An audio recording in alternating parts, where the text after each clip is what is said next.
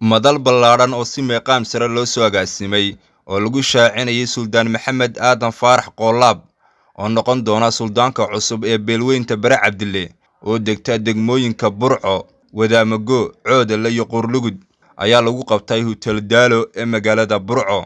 munaasabadda shaacinta Suldaan Maxamed Aadan Faarax Qoolaab oo caleemasaarkiisu dhici doono bisha koobaad toddobadeeda 2022 kana dhici doonto degmada Qurlugud ayaa ahayd mid ay ka soo qayb galeen cuqaal, waxgarad, salaadiin, siyaasiyiin, haween, dhalinyaro iyo mas'uuliyiin kale.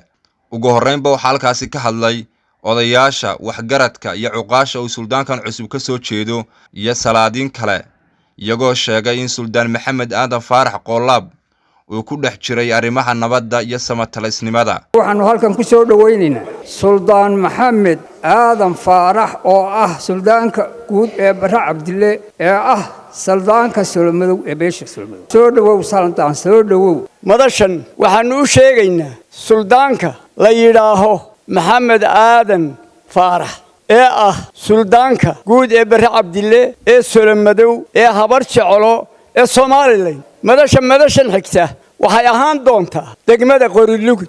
إن على مسارك السودان كان عصوب محمد آدم فارح ونقندونه تضبط بيش كوبات لو كن يلبي لواتنكا مسارك شاعرنا السودان محمد آدم فارح marka waxaanu leenahay inta soo dhaweysay iyo inta hadii xukuma dariskaba laga gudoomo.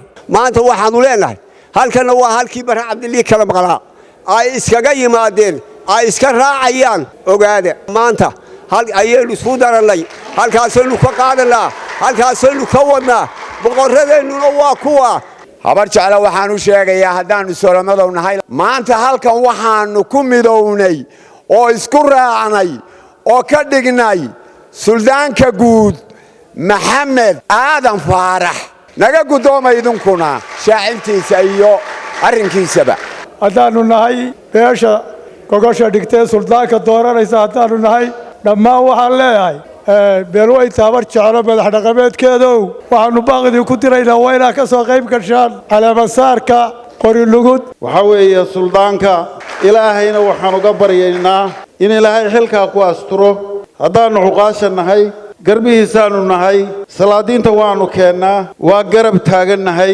waynu wada qaadanay oo waynu aqbalnay oo waynu soo dhaweynaynaa oo waynu maxay idhaahdaaye ku faraxsannahay oo waynu u ducaynaynaa oo waynu la shaqayn doonaa.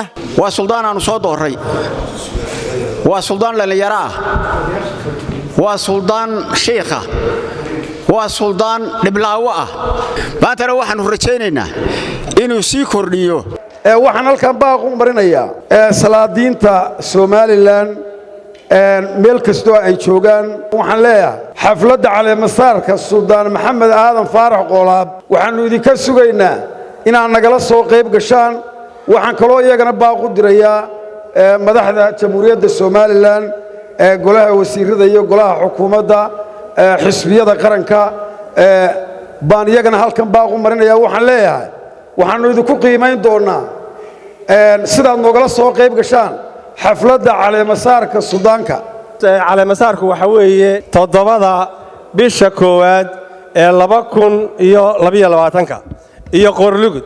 suldaankan waanu isku raacsannahay wax maxaan idhaahdayay mucaaradana ma lihin.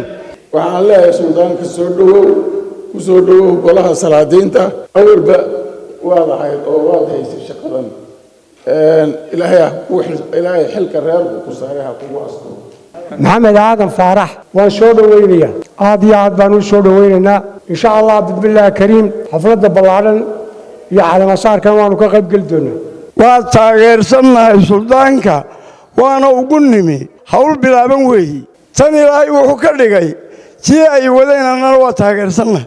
Maxamed Aadan Faarax waa soo dhaweynayaa suldaan ku soo dhawow sandaladda madax dhaqameedka fanni kastoo ay tahay. gabagabadii waxaa munaasabadda soo xidhay suldaanka cusub ee la shaaciyay maanta Suldaan Maxamed Aadan Faarax Qoolaab waxaan u mahad celiyay beesha soo xushay iyo guud ahaan dadka ka soo qayb galay munaasabadda shaacintiisa.